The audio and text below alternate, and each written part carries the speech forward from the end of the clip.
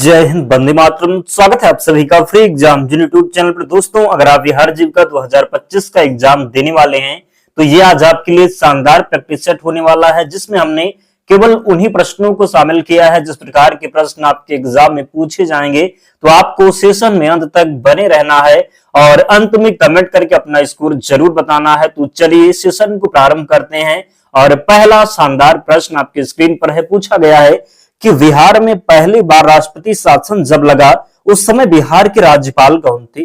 Doctor Zakir Hussain, Nityanand कानूनगो, देवकांत बरुआ या फिर इनमें से कोई नहीं? तो सही उत्तर जरूर कमेंट करके बताएं कि जब बिहार में पहली बार राष्ट्रपति शासन लगा था उस समय बिहार के राज्यपाल कौन थे? तो नित्यानंद कानूनगो थे। याद रखेंगे, गलती नहीं करेंगे। दूसरा प्रश्न है, भारत में एसएसजी बैंक लिंकेज प्रोग्राम कब शुरू हुआ? 1990, 1991, 1992 या फिर 1993 में? तो आपको बताना है कि भारत में एसएसजी बैंक लिंकेज प्रोग्राम कब शुरू हुआ। तो 1992 में भारत में बैंक लिंकेज एसएसजी प्रोग्राम शुरू हुआ 1992। तो थर्ड ऑप्शन का चयन जिसने भी किया है सही उत्तर हो जाएगा। आप में से बहुत से ऐसे दोस्त हैं जो वीडियो तो देखते हैं, ना ही वीडियो को लाइक करते हैं और ना ही चैनल को सब्सक्राइब करते हैं। अगर हम आपके लिए इतनी मेहनत कर रहे हैं तो आपका भी कर्तव्य बनता है कि आप लोग भी हमारा सपोर्ट करें ताकि हमारा भी मोटिवेशन बना रहे, हम आपके लिए निरंतर मेहनत कर सकें। तो जिन्होंने अब तक वीडियो को लाइक नहीं किया है जल्दी से लाइक कीजिए और चैनल को जरूर सब्सक्राइब करना है। प्रश्न है कि जीविका परियोजना का मुख्य फंड स्रोत क्या है? जीविका परियोजना का मुख्य फंड स्रोत क्या है? नाबार्ड, विश्व बैंक, स्टेट बैंक या फिर ग्रामीण बैंक? तो जीविका परियोजना का मुख्य फंड स्रोत क्या हो जाएगा? तो विश्व बैंक होगा। क्या होगा? तो विश्व बैंक होगा। अगला प्रश्न है, केरल ज्योति पुरस्कार किस भारतीय राज्य का सर्वोच्च नागरिक सम्मान है? तमिलनाडु, केरल, आंध्र प्रदेश या फिर कर्नाटक? तो सही उत्तर हो जाएगा केरल का है। किसका है? तो केरल का है। स्वदेश दर्शन योजना का उद्देश्य क्या है? तो स्वदेश दर्शन योजना का उद्देश्य है थीम आधारित पर्यटन सर्किट विकसित करना। क्या होगा? तो स्वदेश दर्शन योजना का उद्देश्य है थीम आधारित पर्यटन सर्किट विकसित करना। याद रखेंगे। छठवां प्रश्न है, करो या मरो का नारा किस आंदोलन से जुड़ा है? करो या मरो का नारा किस आंदोलन से जुड़ा है? भारत छोड़ो आंदोलन, सविनय अवज्ञा आंदोलन, असहयोग आंदोलन या फिर खिलाफत आंदोलन? तो जल्दी से कमेंट कीजिए और सही उत्तर बताइए कि करो या मरो का नारा किस आंदोलन से जुड़ा है।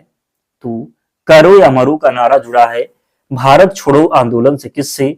तो करो या मरो का नारा जुड़ा है भारत छोड़ो आंदोलन से। सातवां प्रश्न है, विश्व मौसम विज्ञान संगठन का मुख्यालय कहाँ है? जिनेवा, वियना, न्यूयॉर्क या फिर बर्लिन? तो विश्व मौसम विज्ञान संगठन का मुख्यालय कहाँ है?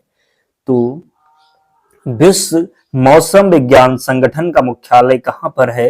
तो ये जिनेवा में है। कहाँ पर? तो विश्व मौसम विज्ञान संगठन का मुख्यालय जिनेवा में है। याद रखना है।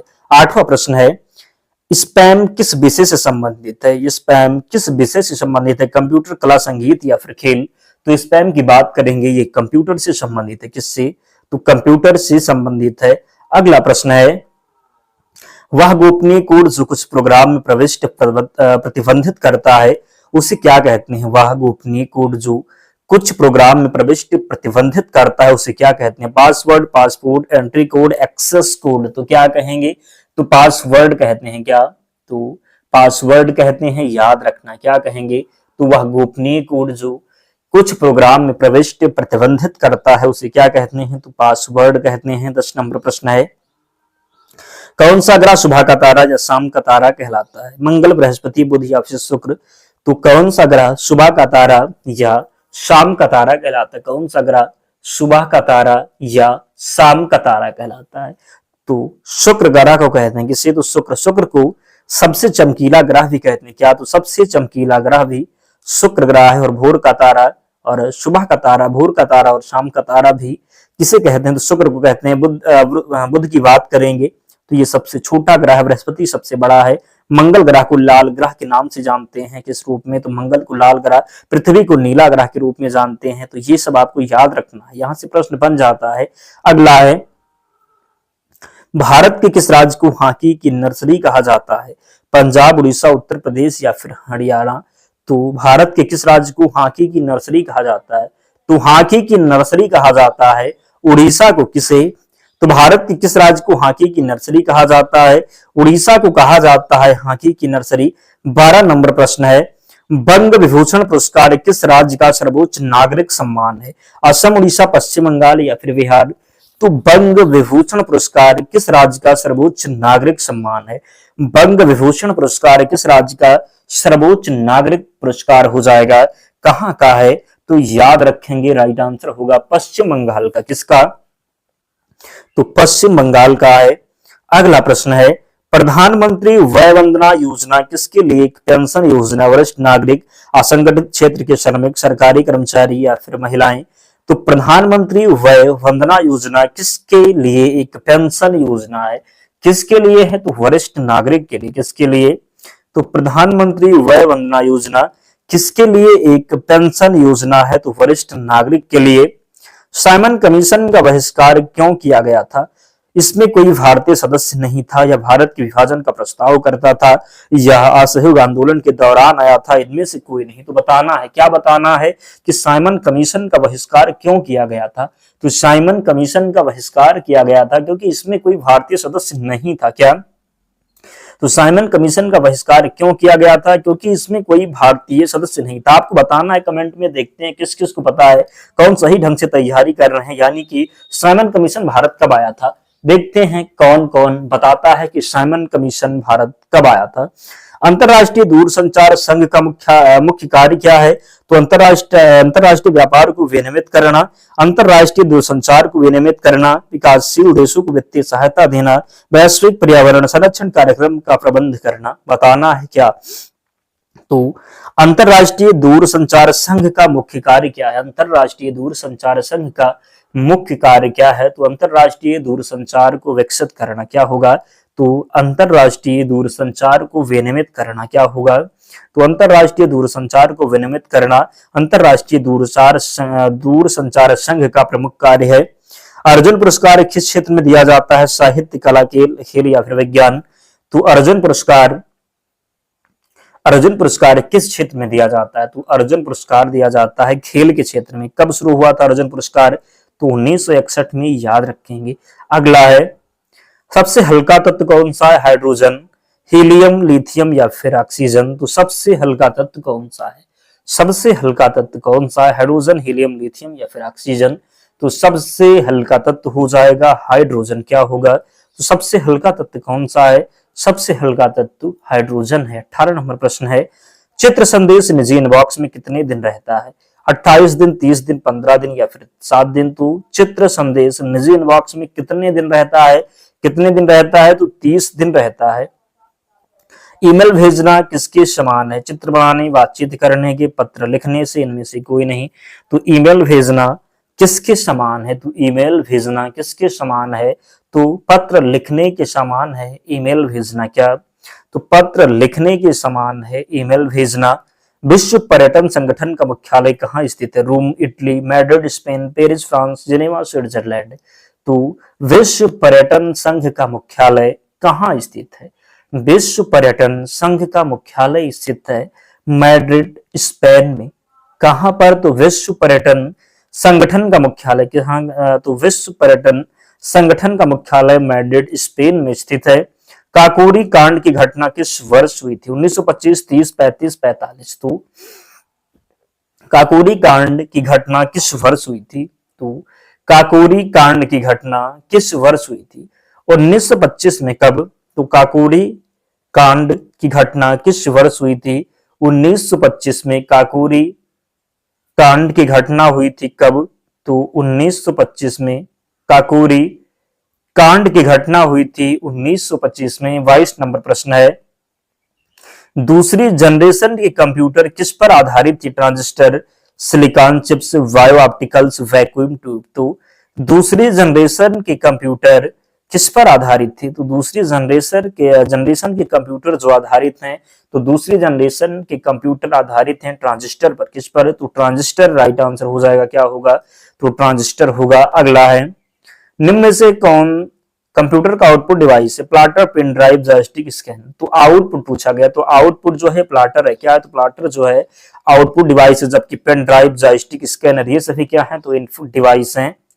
एमएस वर्ड 2010 में स्पेलिंग और प्रोग्राम चेक चलाने के लिए निम्न में से